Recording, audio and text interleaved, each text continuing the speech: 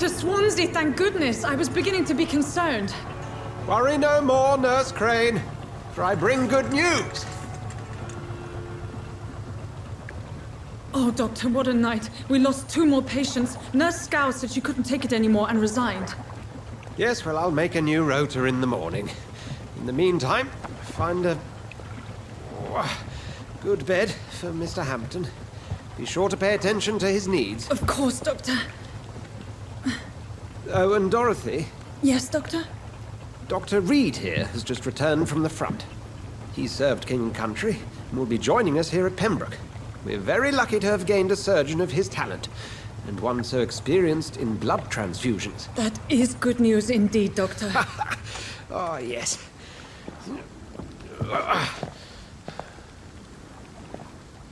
Here at Pembroke, it's not what we have, but what we haven't. It's only thanks to Nurse Crane and the staff that our ship doesn't sink. If you have any questions, just ask her. Duly noted. Thank you. Your assistance is required, Dr. Swansea, immediately. Welcome aboard, Jonathan. We'll catch up after my rounds. Coming, Nurse Crane. I'm coming.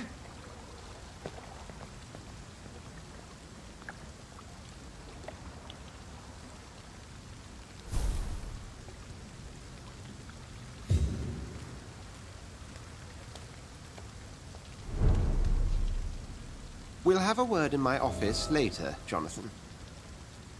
I'm sorry, Jonathan. Mr. Hampton needs me right now.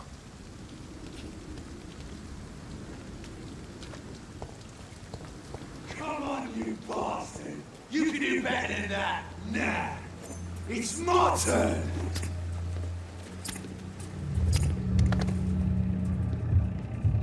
Rotten or pristine, each heart contains the seeds of life.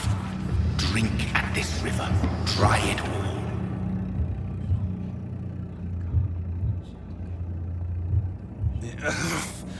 Oh, come on, you bastard! I won't bite! Sir, please. You've lost too much blood. Calm yourself. You think I didn't notice? Stop your staring and get me to an hospital, you arse! Insulting a good Samaritan. Not exactly the way to get rescued. All right, sorry. I am in pain here. My guts are spilling out onto the street and you're yabbering on. Yes. That's a very nasty wound you've got there. Take my word, I am a doctor. Dr. Jonathan Reed. Name's Clay Cox. I'd appreciate you helping me to a better place, Doc. Follow me, Mr. Cox. Let me assist you to that better place.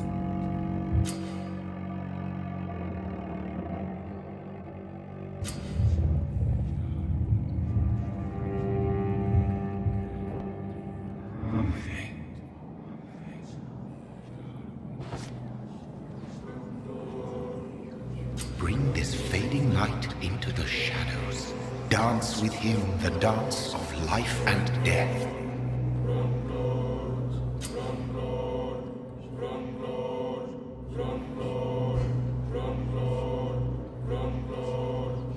No more. Not tonight. Not like this. I will not take another life.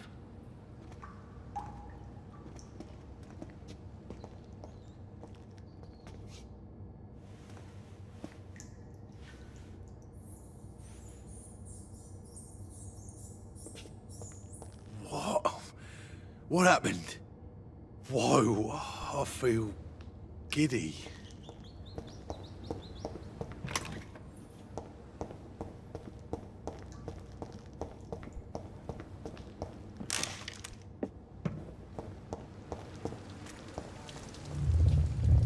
It is wise for the huntsman to sometimes let his prey go, but no famished hunter can run for long.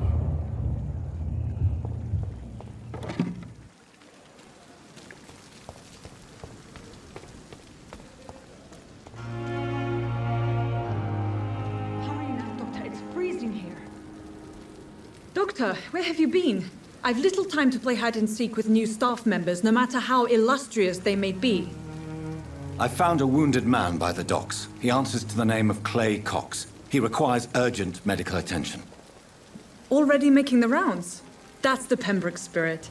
I'll ask our porter, Milton, to bring him back immediately. Thank you, nurse. What can I do for you? Dr. Swansea insisted we provide you a quiet office. You'll find it on the second floor with your name on the door. Thank you. Nurse Crane, isn't it? Yes, Dorothy Crane. Welcome to Pembroke Hospital, Dr. Reed. Your office has been prepared. I would like to ask a few questions first. And Mr. Hampton, the patient we brought in, how does he fare? I gave him a sedative to help him sleep. Poor thing was in quite a state of shock. What kind of man is Dr. Swansea? Well, you accepted the job from him. I thought you would have known about your employer. It's right to assume Dr. Swansea knows far more about me than I do about him. You'll get to know him soon enough, and better than me. The administrator has better things to do than mix with us. Apologies, I've only just met him the once. This is sudden. I've only just returned to England. Dr. Swansea is a brilliant surgeon and the most compassionate physician.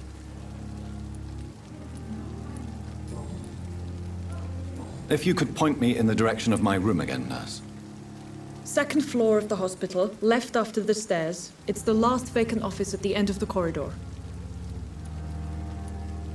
Thank you, Nurse Crane.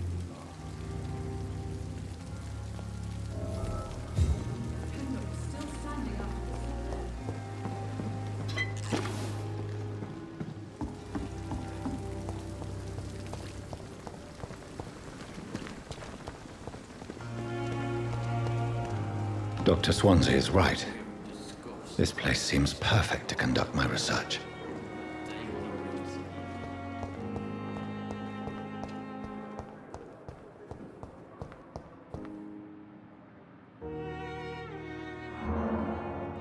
Good evening, Mr. Hampton.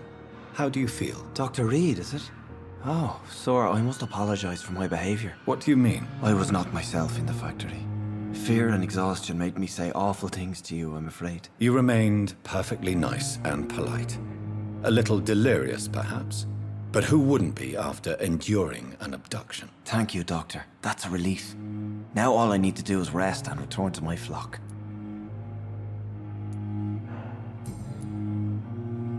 How did you end up in William Bishop's den? I had received alarming news about his recent behavior. I went to his place and he refused to let me go. Why did he abduct you? William was an alcoholic. His addiction suddenly changed to blood. I don't know why. Just like a patient I met here. This Miss Hawcroft. You dared to enter this awful place alone. You're a hero, Mr. Hampton. Or a fool. I'm just a man trying to help his friends, Dr. Reed. William Bishop was a conflicted soul, searching for light. Do you know Tom Watts, the bartender from the Turtle? I met him before I found you in the canning factory. Tom? Yes, of course. Always the helping hand, good old Tom. Without men like him, corruption and despair would have wiped out the East End long ago. People are still in despair. How could it be otherwise? The authorities have left us all to rot in this contagious nightmare. No drugs, no advice, nothing. It's a damn shame. Who should I avoid in this part of town, then? Any particularly evil figures? Not really. Most men and women are just doing their best. And it's not my habit to speak ill of people I know, Doctor. What is the general situation in the East End docks? The situation has always been tough, with a lot of tensions between the gangs and the Dockers' trade union. The Wet Boot Boys are very nervous since they lost their leader. Who leads the gang now? Since Clay Cox went missing, it's his wife Edwina who runs the show, with the assistance of her minion, Booth Digby. Has the gang been threatening you? Ah, no. I've had this nickname for so long, you know, the sad saint of the East End. No one dares to bug a saint, not even criminals.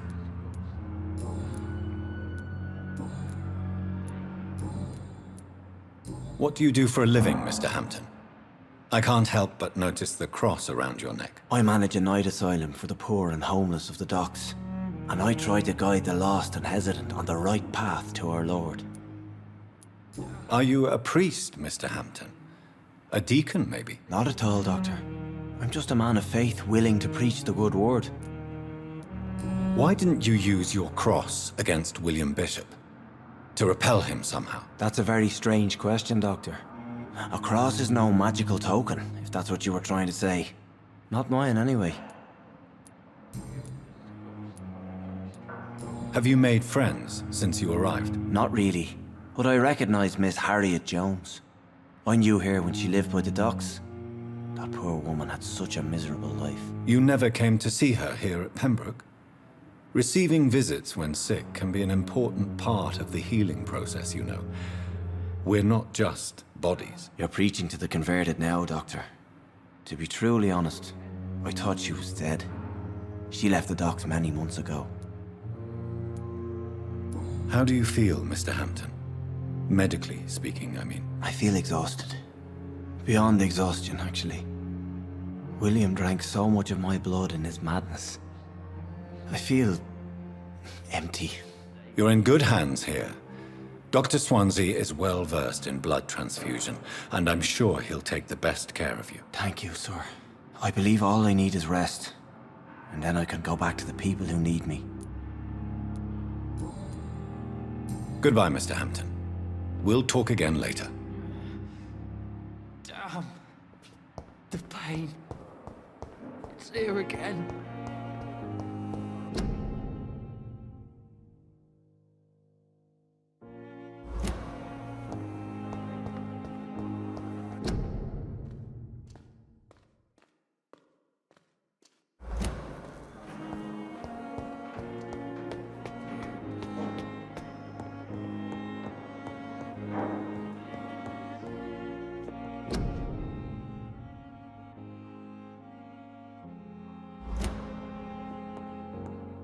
Not now.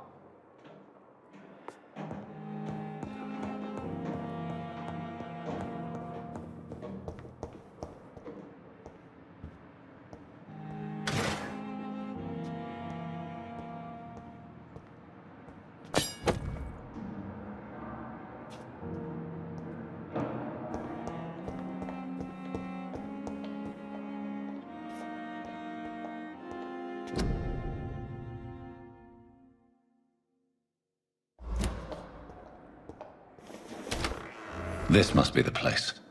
It's definitely away from prying eyes. Relegated to the shadows. A kingdom of my own. At least I won't be sleeping in a coffin.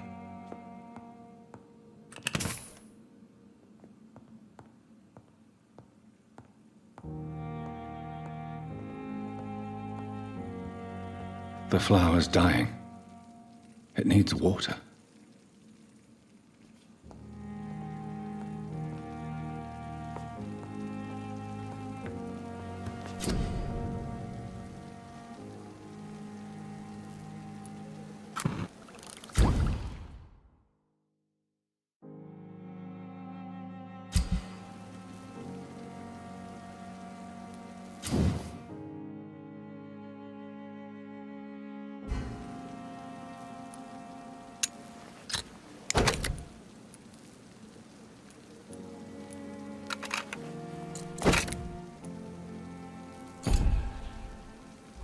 William Bishop's blood is much more unstable than human blood and shows extensive mutation. But this is not what happened to me. I must keep on searching. The sun is about to rise. I can feel it. I'll continue tomorrow night. I have so much time now. The flower's dying.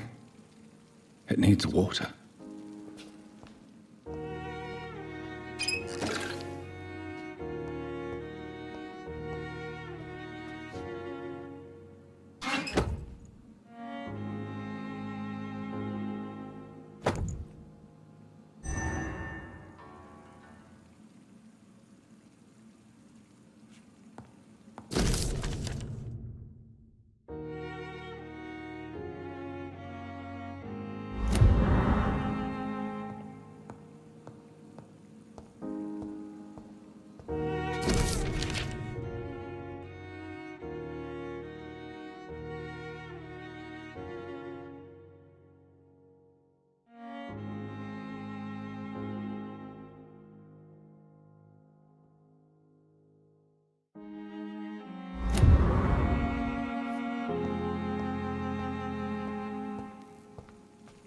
The flower's dying. It needs water.